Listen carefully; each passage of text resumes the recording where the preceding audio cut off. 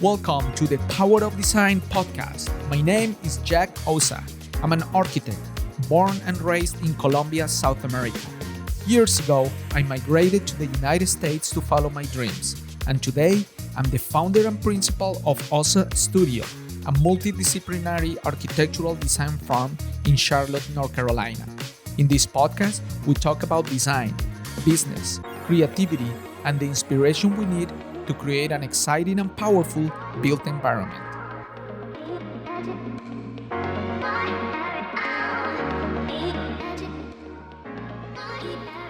In today's episode of The Power of Design, I'm talking to an expert urban designer.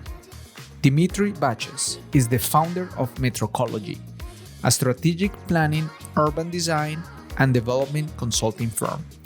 Demetri's experience includes leading complex and multidisciplinary planning projects around the world. During our conversation, I learned about his incredible career path.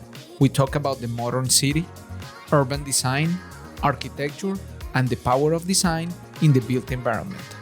This is my conversation with Demetri Baches.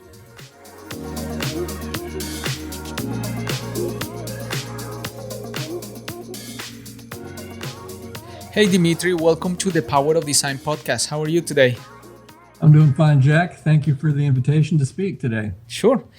Demetri, you have more than 30 years of experience working on urban design projects and development, not only nationally, but internationally. What do you think is the most important design quality of a vibrant and exciting urban environment? You know, when I started in my career, I probably would have listed about 7 or 8 different technical issues and things, trying to get into the science behind it all. But after being involved so long with so many projects around the world, I can tell you it boils down to one simple thing, which is walkability. Wow, that's amazing. It encapsulates everything about design, the parameters around which people behave in a space, the way the spaces are then informed and created around it, accessibility, culture, society, economics. It all boils down to a good walking environment. And why do you think is that? What does walkability brings to that environment? You know, cities have been around now since, 10, 15,000 years when people began to first group together and start agriculture and be able to do more than just sustain them, more than just survive. And those fundamentals haven't changed. People still have 2 legs, 2 arms, 2 eyes, 2 ears. Yeah. Those components of living will be around for our lifetimes and many generations to come. Yeah. And cities are a result of those interactions. And the way that people inhabit them is based on how they are. So walkability from the get-go establishes everything that is resilient and sustainable and nurtures caring by people for a place. Sure. If you can inhabit it and live in it, you love it. Yeah, and is the easiest way to go from one point to the other one, method of transportation. In every way. It is the true smart city, right? A lot of people talk about, all the add-ons and bells and whistles and accoutrements that can be applied to an urban environment based on technology, which is great. And there's a place for it, and it has obviously changed the way we are able to conduct life, culture, and society much more efficiently and effectively. But at the core of it, it's still a tactile, experiential environment. And the best way to experience it is in person, unobstructed by technology like cars surrounding you and encapsulating you or whatever else, 3D goggles and so forth. The best still is a face-to-face conversation in some beautiful square or park or street. Yeah. In an urban setting. Yeah, and I'm sure you have heard the statistic when they say at least in America we spend 90% of our time indoors, and I will think that spending time outdoors it goes along with the walkability because we're designed to be around nature and experience, the sky and the wind and, all the natural environment that is out there. Correct. And even more to that point is that the man-made environment that results of people grouping together, that is then built within nature, is extraordinarily fascinating to people. I mean, a lot of people say, well, what would you do on a deserted island? What would you bring with you? Most people, if they really sat down and thought about it, the immediate reaction is a good book. Yeah. Or, yeah, right. Okay, that'll last you like a day. What are you going to bring if you're going to be stuck on an island? You're going to bring another person. Sure. That's what you want. Yeah. And even more is better. And you can make your own little village, right? I mean, everything about it is geared towards living within groups of people and trading ideas, knowledge, and business with them. And that's what cities are. And the further away you get from that, which is why Americans, in America, we spend most of our times indoors. When Americans travel overseas, they spend very little time indoors. Right.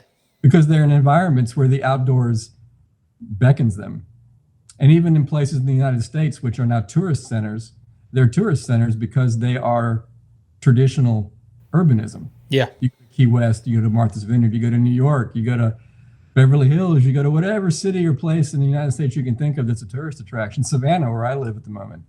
People come here because they get outside. Sure. They don't come here to go sit in a hotel room or stay in a house. Yeah. Wow. Well, tell me about yourself. Where did you grow up?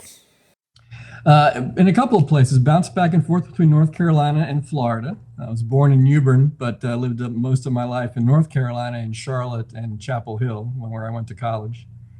But then I had Florida as well. I was raised in Tampa and in Miami. So I've been back and forth throughout most of my young adult life and my middle adult life. When I got married, I moved to South Carolina and now Georgia. But Florida and North Carolina, I would call home. Great. What do you recall about growing up in those states? Were you aware of the environment, the cities? Were you kind of noting some type of sensibility to the environment you had? I did from an early age, which is probably why I became an urban designer. I always noticed, because I traveled abroad too. I'm Greek. My heritage is Greek, and most of my family still lives in Greece. We go back and forth a lot, and traveling from Charlotte back in the late 70s, early 80s to a place like Athens, and then the stops in New York and London to get there. You would just notice how different it was from Charlotte, which back then was a small town compared to what it is today. Lots of trees and lots of single family homes, which was amazing. I loved it as a lifestyle as a kid. It was fantastic with your friends and stuff. But I did notice that it was a different feel. And then when I went down to Florida, that sort of Miami experience brought that out as well. Tampa to a lesser degree, but still. I noticed that the type of lifestyle we had in the Carolinas was somewhat unique and for a kid, fantastic. Forests, cul-de-sacs, playing with your friends in the afternoons and the evenings, not a lot of traffic around. It was a pretty bucolic sort of life. But the differences were very clear when you were to travel other places where a different sort of lifestyle was available. Yeah, sure. So did that starting to influence your idea about, growing up, going to school, what career path will you take? It did. I was very fascinated by the fact. In fact, when I was little, I used to think to myself, well, when Greece develops better, I always thought they were behind at times, because technologically they were very behind. Right. At the time. But I didn't understand the difference between standard of living and quality of life. Standard of living based on how many cars you have, how many telephones you have, quality of life is what you do in your free time. Right. I noticed that I would always think to myself, well, when Greece develops, they'll be like we are. They'll have houses and Yes. That's what they want. Right. That's what they have to have. Yeah. And I didn't really realize they were very happy the way they were. Sure. Their quality of life was amazing. Their standard of living might be a little bit less, but they were very happy and enjoyed the places that they lived in. And then I realized it actually is the reverse. As Charlotte gets more developed, it actually is becoming more urban, more Athens-like, more big city-like. Right. So I was already in the future in the 80s in Athens and didn't even know it. That's awesome. So, do you have a degree in urban planning or Urban and regional plan, geography, actually, cool. and business. Yeah. I learned my chops in urban design and planning on the job, so to speak. Yeah. Yeah. So, what was your first job after you graduated? Well, I graduated in the teeth of the recession, so my first job was bartending, where I met my first future employer. He and his wife were celebrating their anniversary. They were in Manzetti's in Charlotte, if you remember. Wow. South Park. And he said to me, "I'm the city manager for a place called Belmont. Do you know where that is?" And I said, "No, but he says right across the river in Gaston County. I need a zoning administrator. What are you doing?" I said, "You're looking at it." And he goes, "Why don't you come to my office?" Because we had talked for a few hours beforehand. Yeah. And that's where I got my first job. Zoning administrator for the city of Belmont, North Carolina. Right. So I get you had no experience. You showed up and then what? Enough sort of poli-sci, admin, public relations sort of experience to get a job in the public sector. Mm-hmm. There was no training manual on what to do as a zoning administrator, which is basically a code enforcement officer. Sure. I would drive around the town. So did you know what you were getting into, or you had no idea? Through grad school, I knew where I wanted to be getting to. Yes. The job I got, sort of in my mind, was a door to that opportunity. Mm-hmm. It was not, the job I was doing was definitely not what I was trained for. Yeah. In terms of city planning. It was very administrative, which is the role most public planners get when they come out. Right? Then very few public planners plan. Yeah. Well, and I think like anything, you still need to know and understand the administrative side. You do. It needs to be there, and you need to master it one way or the other. That's certainly true, because once you understand the design side and then you are immersed in an environment where administration and procedures are the critical path forward, you realize how you can influence design by understanding how people react and want to be informed about design. Yeah. So those two are key: the administrative component, the public outreach component, and the design component. Without one or the other, nothing happens. Sure. So you're working at the town of Belmont, and you're getting into projects, learning, getting excited. What was that point where you start realizing that, oh wow, this is kind of big, this is very interesting? I guess you start discovering new things, start kind of creating your own way to work, developing your own thinking. I was very lucky when I got the reason that the city manager had hired me when he met me at Manzetti's was that they were about to engage with a company called Duane Plater Zyberk out of Florida, and they were just at the beginning of their career paths back then. They had hired them back in the early 90s to come and do a downtown master plan, which is pretty unheard of for a small town in North Carolina. Mm-hmm. to look forward like they were looking forward. So they needed someone to talk the talk. They had nobody. They had no zoning or planning department. So the city manager said, "We're going to hire these people. I don't know what to tell them. Why don't you come and help be sort of the chaperone, so we can get our money's worth out of them." Yeah. So I created and set up a sort of a office for them to engage with in order for the project to happen. And that was the turning point. I had done a paper on Duane Plater Zyberk and Company in grad school. My professor at the time told me not to waste my time with fads, and that wasn't going anywhere. And I thought, well, that was dispiriting. Sure. But they got there, and they changed my life. How? It was the way they saw things.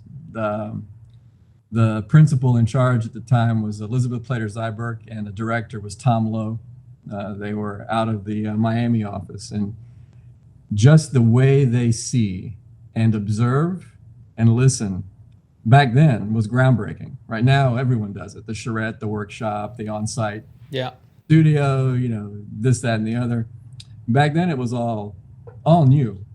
And the expertise they brought to bear just blew my mind.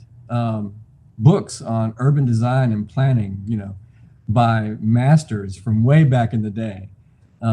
Various drawings and theories, and the work that they also had produced on their own about the transect and how urbanism shifts as you move from a center to an edge, and how all these things are supposed to play off one another and create immersive human habitats, immersive environments. I was stunned. There was nothing about it that we learned about that in school.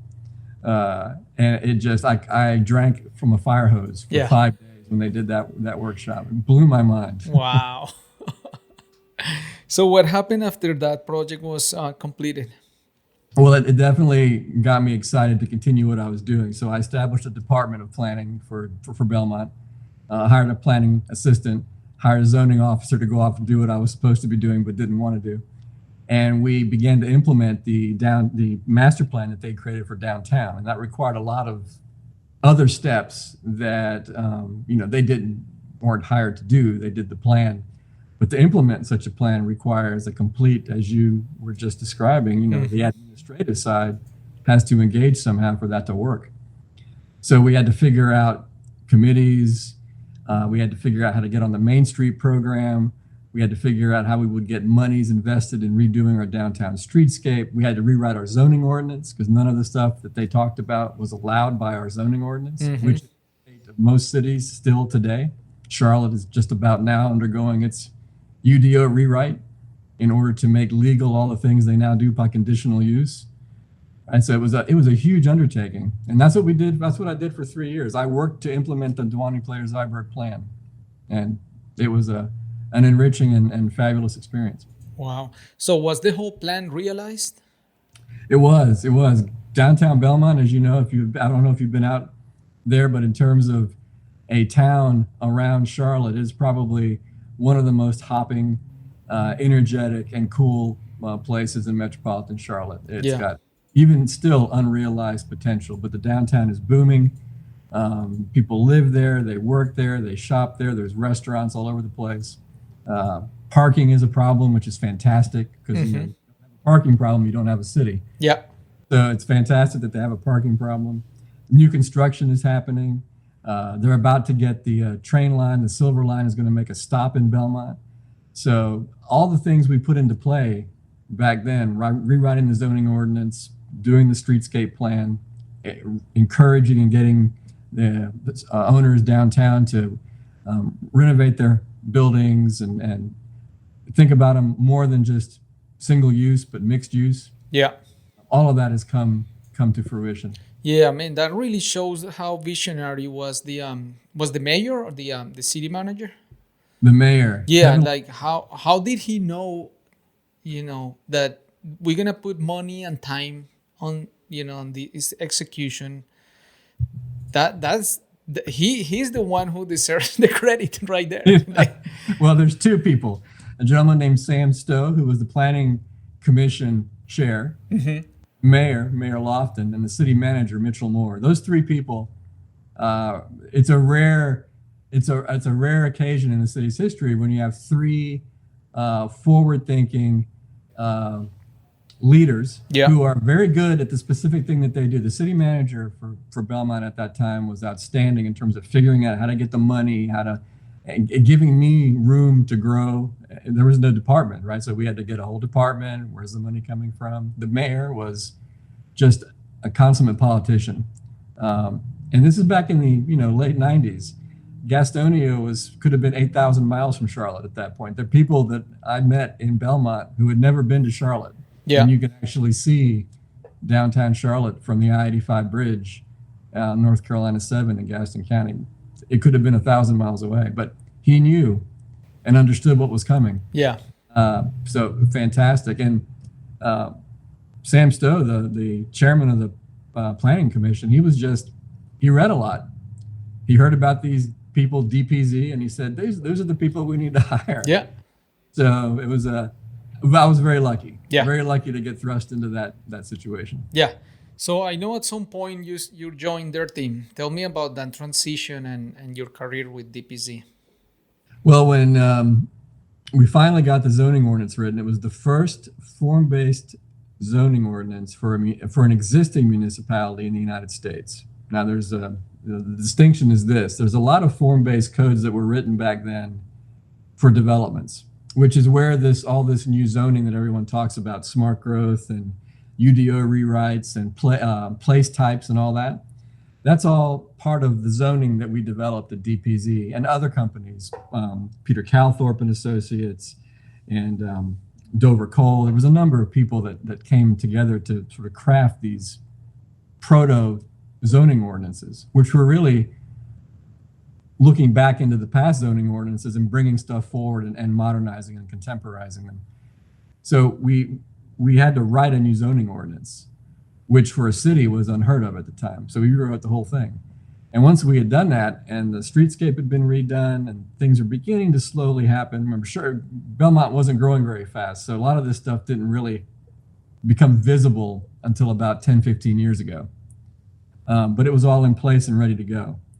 And once we had done that, Andreas gave me a call, Andreas Dwani, and said, wow, you wrote a zoning ordinance for a town. I said, yeah. And he goes, why don't you come down and work for me? And I said, really? And he said, yeah. He said, talk to so-and-so at the office. He'll make all the arrangements. I didn't hear from him again for like 4 months, right? I actually moved down to Miami, quit my job with notice, moved down to Miami, got a place to live, came to the office, and only one person knew I was arriving. That's, Andreas is like all over the world doing 1,000 things at once. Yeah. He just one note to somebody. Thank God that person was in the office. Otherwise, they would have told me to go away. Wow. So that's when I started. I got down there. Eventually, Andreas came back from one of his long trips. We talked, and we began a fantastic relationship, which lasted close to 20 years, working here in the States with them, eventually as a director in the office, and then overseas opening up their first Asia office in the South Pacific. So, how was that experience in Asia from, from the urban planning side, what you do, but also from the business side? Well, both of them were everything in fast forward. You get a certain pace working in the States, which is a mature economy, a mature sort of urbanism, a slower kind of pace. Even in rapidly growing parts of the country, it's a measured sort of growth. Yeah. And you land in a place like Asia. We had the office in Kuala Lumpur, Malaysia, where they're building entire cities, in the matter of a couple of years. And then in China, of course, what's going on in China.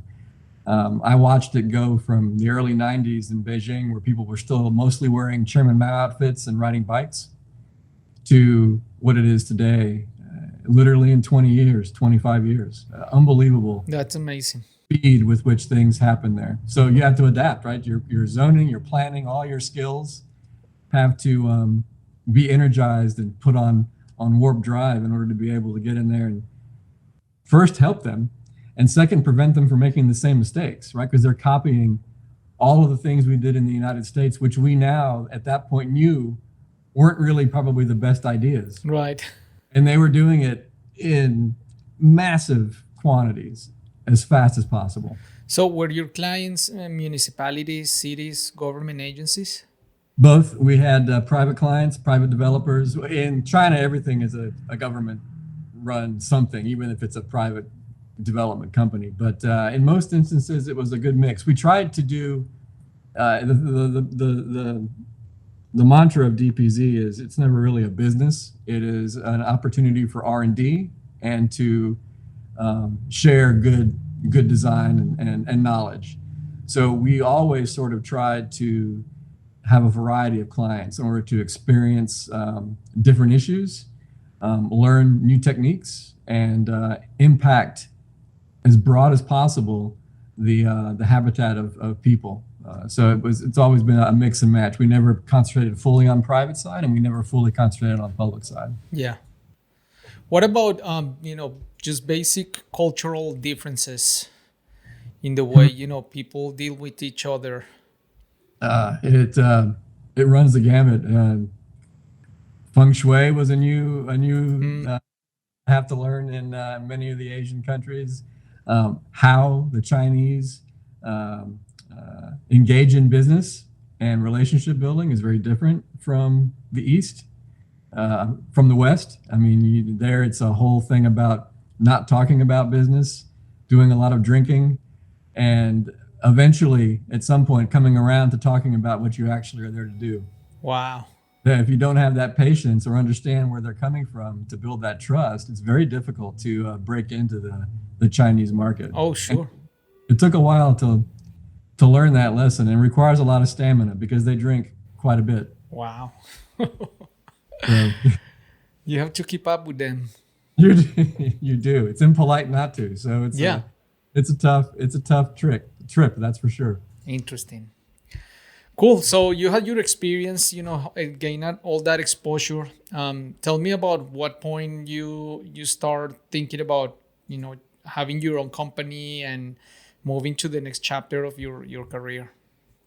We at the recession, the global financial crisis back in 2008, 2009 really put a stop on a lot of developments everywhere around the world.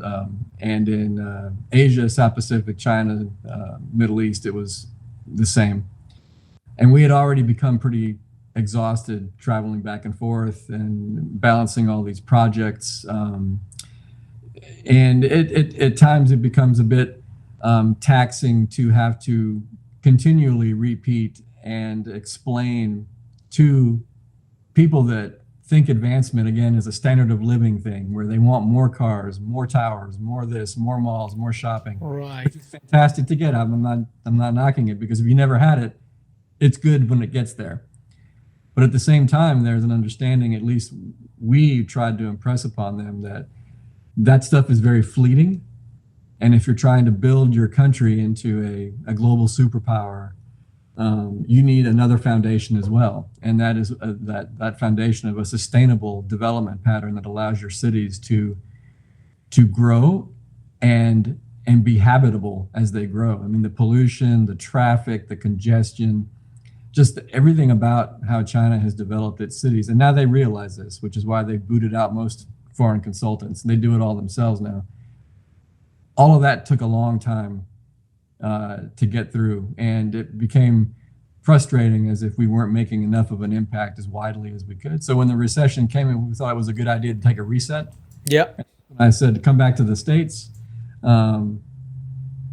look at what you've done and see how you can re-enter into working for local communities and clients, developers, to help them to improve the conditions here, because the same thing had sort of been happening here, 10, 30 years since DPZ and the other people that have reintroduced the US to mixed use development.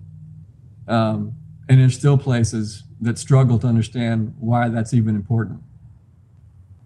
Yeah, that's interesting that they, at some point they're looking for outside expertise, and it takes years to understand if it worked or not. And now you're telling them, don't do what we're doing down there.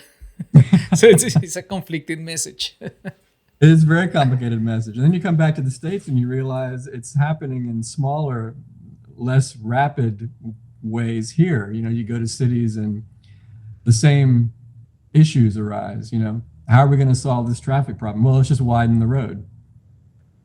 Okay, well, that's probably one solution. There might be others that can be applied to this that could be more efficient, less costly, maybe have a bigger impact on values and development and the people that are around these pieces of infrastructure that you're speaking about. So it's still a lot of work to do here in the States as well. I mean, the debates in Charlotte about the UDO and the comp plan completely reveal that that's still the case. Yeah. There's a way to go. Sure.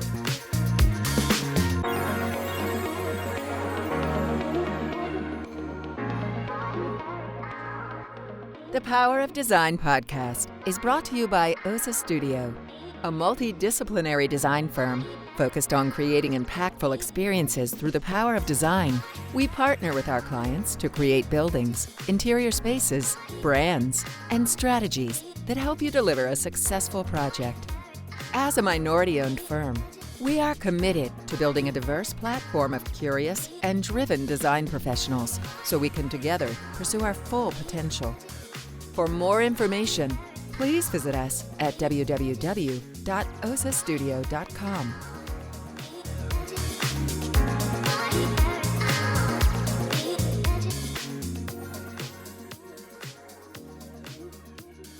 So how did you start your own company and moving away from that role you had at DPZ? I asked Andreas, I said, look, I really like to sort of, I got tired of running an office. The more office you have, the less time you actually do design work. And at heart, I like to talk and do design. So I said, I'm going to do a little bit more of a smaller operation and go off and help service clients that I've known for many years now, and work with them and bring teams together when I need to, which is the great thing about technology. The great thing about technology is you can, and it's a wonderful tool for gathering as much data and material and information as possible and sharing it with others. And now, since COVID, the virtual meeting / Zoom call takes over a lot of what we used to have to do in person. Not everything, but good chunks of it. Much more efficient. So it's been doable only now, I think. I don't think I would have been able to do it as well as I'm doing it now had I come to this path earlier. Yeah. Like 10 or 15 years ago. Interesting. So tell me about what type of clients are you working with today? Maybe an interesting project you're working on. Sure. Well, we just got a very interesting project, which we sort of initiated today for the island nation of Nauru. It is in the South Pacific, just south of the equator, about equidistant from Hawaii and Australia, literally in the middle of nowhere. And it is a republic. It's the smallest nation on Earth, both in area and population. It's a 3 mile by 3 mile circle, almost perfectly round, where everyone lives on the perimeter because the top of it is a plateau that's about 180 feet above sea level where they mine phosphate. So no one lives up at the top. Everyone lives at the bottom. And they are, as most island nations are now, experiencing the first impacts of climate change. Sea level rise, change in precipitation, droughts when there shouldn't be droughts, deluges when there shouldn't be deluges. Very similar to what's happening here, but there it's much more impactful because they're an island. And they have an initiative called the Higher Ground Initiative, which is to relocate their entire population into the top of where they've just finished phosphate mining and create a new country up there based on sustainability and resiliency and all the things they need to have in order to maintain their republic in the 2 or 3 generations to come. So we've been hired to do the master plan for that. And we're going to be working with the UN and other agencies and philanthropic organizations to plan out their new capital, their new communities. Wow. How long do you think you're going to be working with them? The project is for a year, and I imagine if everything goes well, there'll be a couple of years afterwards of ongoing work and implementation and oversight. So it could be a very long-term project, but the visibility, I think, is the most important thing. It's actually engaging in implementing what a lot of the United Nations and other countries that have begun to think about what they need to do. It's one of those first places that's going to actually be doing something about it, right? They will be relocating their population. They will be rebuilding their communities in ways that will encourage better housing, jobs on island, and a safe place to habitate for, like we said, generations to come. It's pretty impactful. Yeah, that looks like an amazing opportunity because it's its own little universe. So you can measure it. I mean, the external agents, you know what they are, right? And it could easily be a template for future, scalable systems depending on what you can achieve there. And that's exactly it. You nailed it. It is the prototype from which we will use it to create templates for other places, other islands in the South Pacific, and then other communities that might be remote or smaller in any nation. Yeah. Because we'd have a system that shows how that's possible, from the architecture, how you're going to build homes on an island, the supply chain issues, the cost of materials, how to make it on the island as much as possible to lower costs and also employ people. There's dozens and dozens of strings that come off this one project that help to inform, I think, efforts around the world at various levels. Yeah. How do you balance the, I guess, attention in your mind between, having preconceived solutions or things that that work versus really understanding who they are, understanding the land, and letting the process drive the solution? It's so hard, right? You're an architect, so as a designer, you come in and you think, I've got this nailed. I know exactly right. I know what the program is. Leave me alone. Yeah, I'm asking for a friend. Well, it's a tension, and I think the younger you are, the more tense you are about it, because you really want to show what you can do. Sure. Right? What you can do is obviously tied to your skills, and less so about what's going on around you. And back to your initial thoughts when you spoke earlier about the administrative process, right? Having to learn that whole side. That's where I help balance my approach. Because, like, for example, in Nauru, it's a tropical climate. I do buildings in the tropics all the time. I work in the tropics. I understand what this is. I don't have to go to the island to figure this out. Yeah. But yet you do have to understand how they live in these places. And it is each place lives in a place slightly different than others, right? So, and what we might think isn't that important ends up being hugely important to them. And you're never going to find out what that is unless you sit down and you talk with them. And it may take weeks at times to get to the actual kernel of importance, that nugget that tells you what it is you need to do design-wise. But it's so important, because if they don't have buy-in and feel like they're part of the process, doesn't matter how beautiful your designs are and how innovative you think you are, nothing will happen. Yeah. And I think a lot of that also sort of at the larger picture, when you read about all these things that are being designed and imagined in places like Silicon Valley that are then dispersed into the ether and then thrust upon cities, or new ways of planning, new things, that, without really understanding who may take those pieces up and what they might do, is, I think, a lot of the reason that the tension exists today in the world about what is happening to the public realm of cities. Yeah. And this sort of smart, quote unquote, approach to cities. Well, what does that even mean? Sure. And I think that is the root of what your question is, and the mentality you have to take, which is to stop, listen, and look first. Yeah. And then interject your ideas and thoughts based on what you hear from the people that you're hired by. Sure. I'm curious to know how technology is impacting what you do, because, at least for me as an architect, we're using new software, we're doing everything in 3 dimensions, we're doing virtual reality, we're doing 3D printing. There are all these things that are informing the way we work. If we're going to measure a building, we go with these tools. It's amazing. Is technology helping what you do that seems to be so human and about conversations? It is. It does immensely in the ability to bring to bear data, right? Because data is everything. Yeah.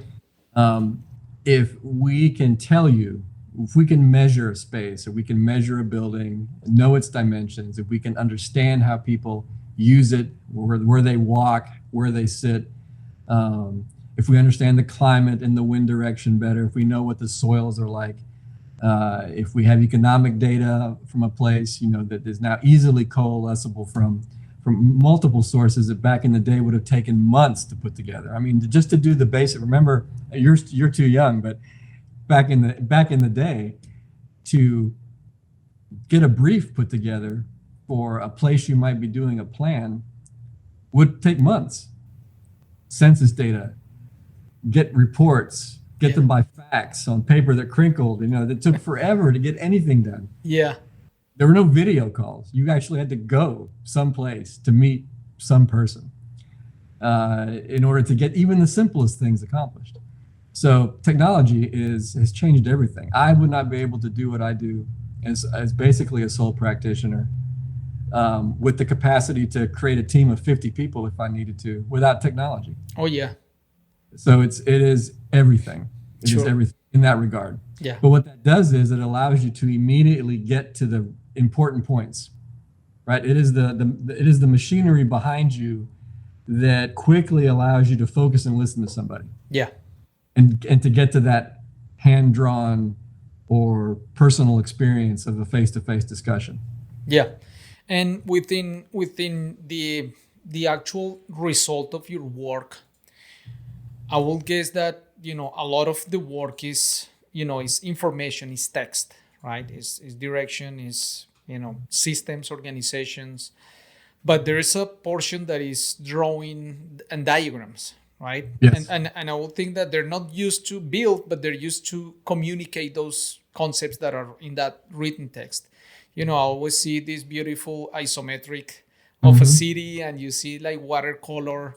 How do you determine what are you going to what's the diagram, or what's the 3D or not, or am I showing this in plan, or why, or how is that informing how much visual communication do you need to add to what you do?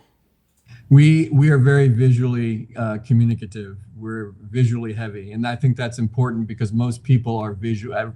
Obviously, the general public is visually oriented. Right? Yeah. You show them what's going on.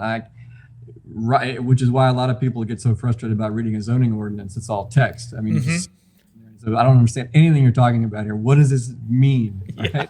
So, that's why zoning ordinances now, because of what we wrote back in the past, have pictures in them, diagrams, axo views of structures, measurements, and annotations, so people understand, this is what this text means. This is what will develop on this site as a result of the words written underneath these captions. Yeah. We do the same thing with our urbanism. It is critical to show people the spaces that are created. Not just the people, but also the other skilled specialists that are there that aren't used to understanding the repercussions of their profession. Transportation engineers, God love them, but if they understood that what happens when you create a 4-lane road high speed with curve radii and super elevation and all these technical measurements that they employ to generate smooth flowing traffic at a grade level that is acceptable to whatever system they've invented, they think twice because it has huge ramifications. And once it's built, you see it. Right? It's in most instances, it's horrendous. Yeah.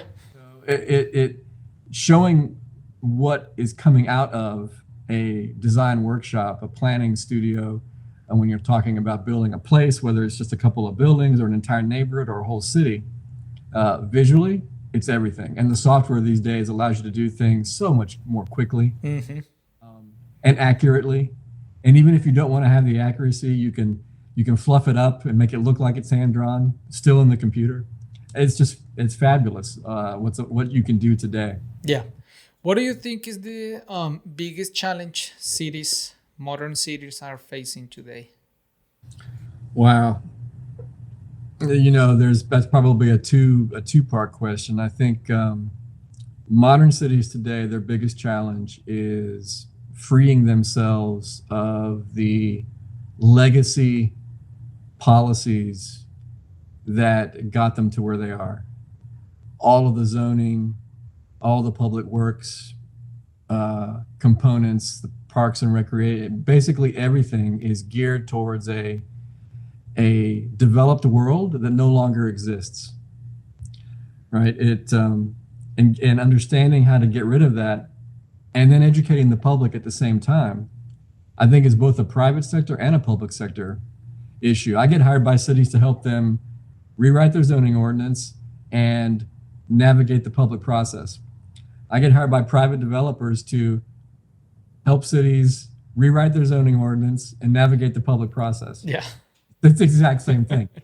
Those that are slightly more self-aware also understand that the world is changing and that climate change and resiliency are becoming much more important aspects of the day-to-day running of a place. And if they haven't started thinking about that, they're already behind the ball. Yeah. You saw what happened today in New York. The remnants of Tropical Storm Ida came, dumped the heaviest rainfall in recorded history, shut down the entire transit system for the day, flooded everything. And that was just one rogue tropical storm, of which many will come Sure. in the future. That changes everything. Yeah. Interesting. And I noticed that, as an architect, that usually have like two rules, the building code and the zoning ordinance. And I put those two together, and you do what you can within those. And there are many times where the zoning ordinance, you can really tell, like, the person who put this together didn't think about humans. They thought about procedures and processes, but the quality of life, there was nowhere in there. And there are some instances that are so depressing where they even pretty much design the building for you. They're like, these are the three materials you can use. You have 2 windows and window type. And once you finish and you start doing a diagram of what they tell you, there is no room for anything. Yeah. Yeah. And then people are like, why everything looks the same? Why? That's the sentence out of everybody's mouth is, we're tired of everything looking the same. So then I take out their zoning ordinance and I look through it. And the great thing about zoning ordinances these days is most of them were developed in the 50s and 60s, and they were just Xeroxed by everybody else, right? So one town got one, and then the other town said, oh, that's cool. Send me a copy. Yeah. Change the name to their town and put the commissioners or whatever in there. Some of them that might have been a little bit more thoughtful about it, maybe put a landscape ordinance in or whatever. But all this has been Xeroxed and just sent out around the country. And after that, the world, right? Yeah. I read the same zoning ordinances in India, in England, in China, in Australia, in New Zealand that are here. Yeah. You know where that came from. Exact same stuff. So it's all been Xeroxed. Same thing with building codes. Same thing with transportation engineering standards. All of it is just a shared collection of a few documents from the past, and they become embedded in the system. And none of those were written as a means to create a built environment. Yeah. They were written as a means to measure things. Right. Right? Just to quantitatively understand. So from an infrastructure point of view or a road point of view, you'd have enough lanes and enough water and sewer lines because you knew what your densities were, and you knew what your densities were because you knew exactly what type of house could go on the lot and what that house was going to look like, how many bedrooms it would have. It was all quantitative, nothing qualitative. That's why it looks like it does. Yeah. And that's why you're having the same issues. Yeah. Yeah. But, I think what that means is that there is a huge opportunity for improvement. There are a lot of holes. And we need a lot of people like you that, because if you do it right one time, then somebody's going to copy that one and they're going to copy it again. And, we're just going to go through the same process, but it's going to be a better solution. Correct. A better set of copying materials. And you can see it. Charlotte, again, is doing their comp plan update is geared specifically to jettison a lot of the baggage from the 60s, 70s, and 80s. And you saw how controversial Sure. and painful that was. Oh, yeah. It is and all they've done is basically take pieces of other cities that have gone through the same battles the last few years and just introduce them into their body of work. And, because the population is used to one thing and there is politics involved, it gets blown out of proportion hugely. And you saw, it was a huge struggle. It almost didn't get passed. Yeah. Taiwo did a fantastic job shepherding that thing through, and it's still going to be a fight. They haven't even done the zoning ordinance yet. Sure. The amount of misinformation from both sides is the biggest handicap to progress. So it just takes patience and battling. Yeah. So how will you describe the ideal city? The ideal city is kind of a mix of, in America, our indoors are what are really great. The private realm in the United States, houses, offices, top of the line. No place on earth has that, again, standard of living within the private residence, which is why no one cares what's going on outside, right? Yeah. Who cares if it looks ugly or there's traffic? I'm in here. I have my home studio. I can watch my TV. I've got my breakfast nook, my kitchen nook, my this nook, whatever. It's an amazing thing what the American home building industry has been able to accomplish. Same time you go to Europe, the interiors of houses are awful. Not enough closet space. Bathrooms are too small. The roofs, the floors are creaky. The doors don't close all the way. There's no privacy. Very few places have air conditioning and or heat, whatever. But their outside realm is just fantastic. Mm-hmm. You just don't know what to do with yourself when you're in a place like that.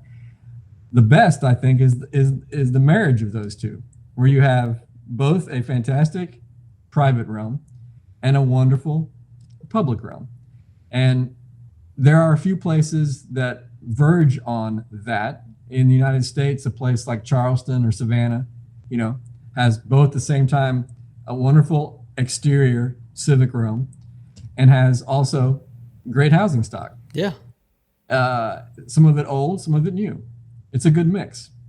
There are probably other places in the States that have that same mix, but that to me is the ideal place. And it isn't that hard to do. Sure. Yeah, no, it makes a lot of sense. It's just, decision making and alignment of, government. And I think the key thing here is what you said at the beginning, is the difference between standard of living and quality of life. And yes. shifting the lens toward the quality of life. Because I think the standard of living, at least in United States, we got it. Exactly. It's check. But the quality of life is very low. So it's just balancing those two and understanding how decisions that you make to create that environment move that balance one way or the other. That's perfectly said. I mean, really, it's everything that you and I do as designers and planners is to shift that seesaw from quality of life down here, just to move it a little bit, to get the standard of living to come up so everything kind of balances. And really everything that is required to shift towards a more decent quality of life is, again, understanding how people habitate and live in these spaces, not getting caught up too much in the mechanics of the quick fix or relying completely on technological innovation to solve everything in order to allow those more random things to occur that used to happen all by themselves. Most of the greatest places in the United States were built before there was zoning. Yeah. There was no zoning. Yeah. And these amazing places popped up. How did that happen? Yeah. Who are these gods that came and did this amazing stuff, right? Yeah. When we were our poorest, we built the most amazing buildings. I mean, schools from the 1920s and 10s and 30s, you see these buildings now and you go, my God, they had so much money back then. How did they afford these amazing buildings? They had no money. They were dirt poor. They just knew how to appropriately allocate funds, and they didn't have to support a system that at its core is unsustainable. Most of the city of Charlotte, the only parts of it that generate revenue for the city of Charlotte are the areas that are the traditional fabric of the city, downtown, South End. Even before South End became South End, it was generating more revenue per acre than any place in suburban Charlotte. Suburban Charlotte and suburbs most everywhere in the United States are loss leaders. It costs more to support them than they give you back in revenue. Wow. So, if you don't have a downtown that's rocking, your city is in dire shape. Sure. No matter how successful it appears on paper. Yeah. Tower airports here and malls there and all that stuff. Yeah. Well, Demetri, thank you so much for your time. I'm really happy I got to meet you and learn so much about what you're doing. This is very exciting. You're making a huge difference because what you're doing is going to impact millions of people. So I'm very inspired by what you're doing, and I wish you the best and look forward to staying in touch. Thank you, Jack. And I do too, and I appreciate the chance to come and talk with you today. And let me tell you that what you're doing also is very impactful. These podcasts that you're doing and the opportunity to speak and listen and share these ideas is a very important thing that you're doing. So kudos to you. Thank you so much, man. Take care.